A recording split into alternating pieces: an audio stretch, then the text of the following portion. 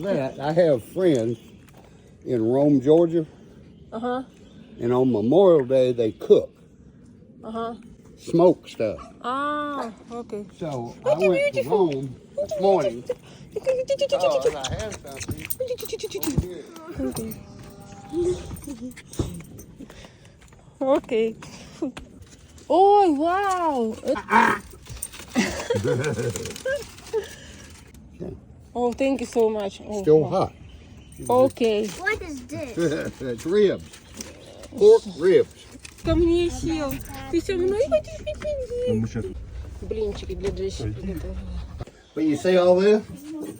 Это hand paint. Yeah, they have stencils.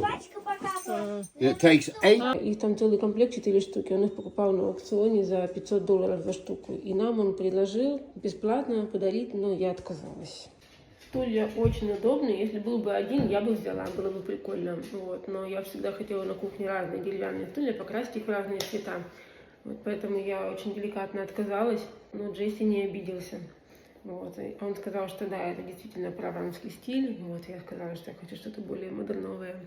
Вот. Так что он не обиделся на мой отказ.